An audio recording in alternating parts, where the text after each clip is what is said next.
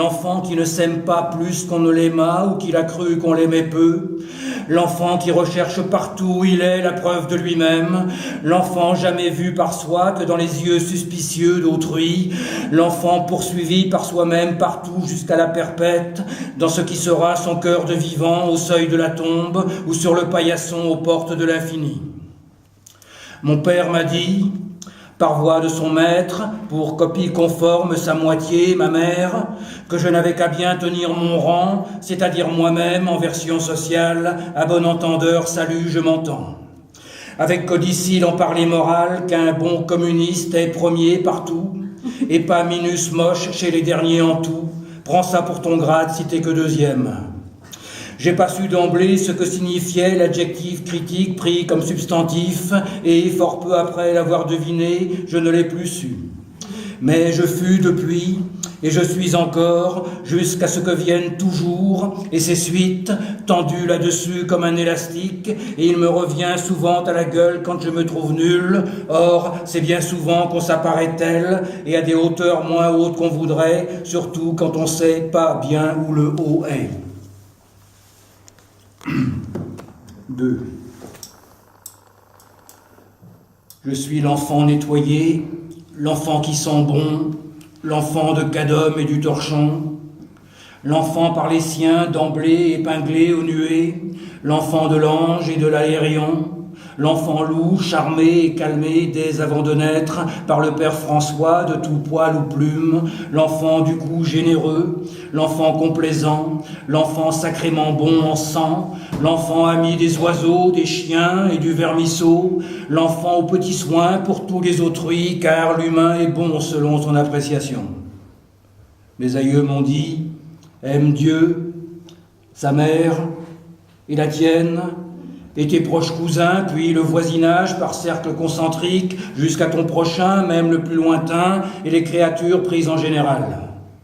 Ils te le rendront, même si pas demain, qui en indulgence, qui en bonbons, qui en coups de langue, signe d'affection, qui en caresse de sens voisin, qui en budget sonnant au trébuchet, qui en reconnaissance manuscrite de dette, qui en t'honorant de sa sympathie, qui en te donnant droit à la vie, à leur compagnie, au bal du samedi, puis à la fabrique, parfois au défilé, dans l'unanimité, plus tard à l'hospice. Je n'aime plus Dieu, il me l'a rendu.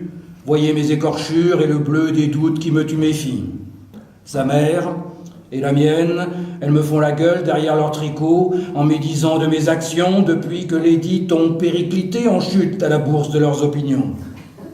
Quant à mes cousins, ils ont fait la malle vers d'autres soleils moins tièdes qu'ici, et même pas un mot pour dire où ils sont, et s'ils traînent misère moins qu'au lieu natal. Les oiseaux m'emmerdent à bouffer sans cesse leur poids en verre blanc, lesquels persistent à être à moi indifférents. Les chiens même parfois, où ils font semblant, si je les fournis en os de pâté, sinon ils me montrent comme à tous les dents.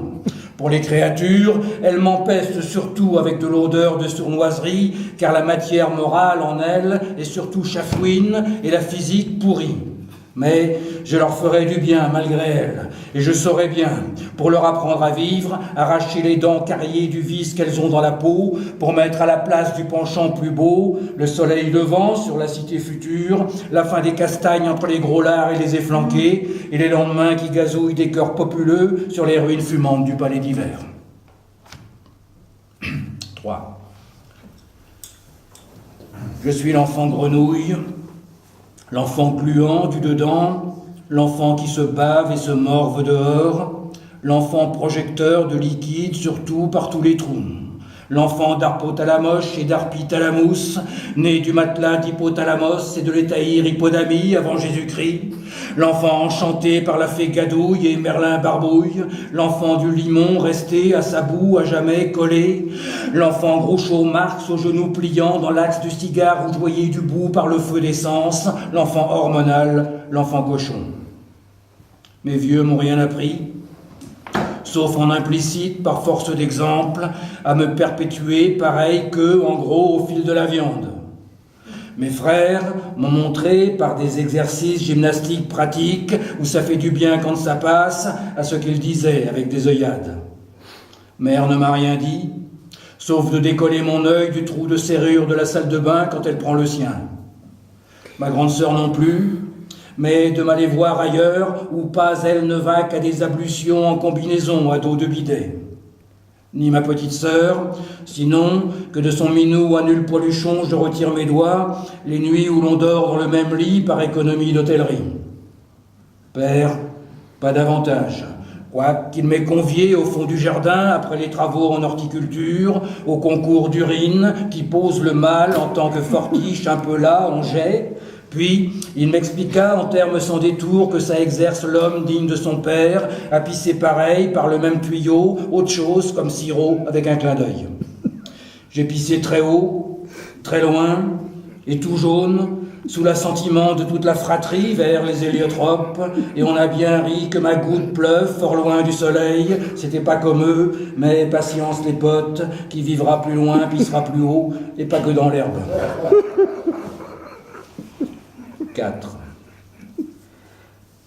Je suis l'enfant gymnastique, l'enfant musculaire, l'enfant acrobate, l'enfant trompe-la-mort à plaie et bosse, l'enfant performant, l'enfant saltimbanque, une paille au-dessus de sa propre poutre, l'enfant en extension, l'enfant au départ oblique tous les jours, l'enfant une tête devant lui-même, l'enfant qui va plus vite nulle part et partout que soit à vélo, l'enfant de la grès et du chronomètre.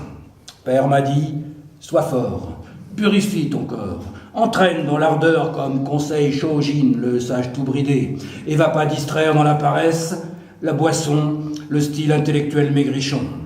Et frappe l'ennemi au corps, frappe la vie au poing comme sur sac de sable, frappe au cul le kleps qui te barre la route en crottant dessus, frappe au cœur Tristan, au ventre Agrippine, dans l'œil qui tu veux ou veut qu'il te veuille. Et mère Ficorus, quoiqu'en décalé, car l'aspect sportif le cède chez elle à la passion associative. Elle m'a dit un jour, alors qu'elle cousait à cause de grossesse proche ou imminente sur gros S Singer à pédale d'acier, « Tu vas pas rester empoté tout seul dans ta marmelade. Adjointe à autrui. Adhère résolument au club. L'homme est comme le termite ou la fourmi, non l'ours. Il vit et peine en tas. Faut dire que mère en sait long en bout sur ça. Elle souffle sans cesse sur toutes les ficelles pour qu'elle fasse des nœuds. Faux filage, couture, surfilage, ourlet, stoppage, assemblage à gros ou petits points, dada, violon, la marotte. Elle voudrait tisser tout sans accroc à tout, dont la descendance à la société, au voisinage la nichée, filles et fils au fil du tissu d'ensemble de l'activité reliée globalement à tout qui s'agite pour se continuer.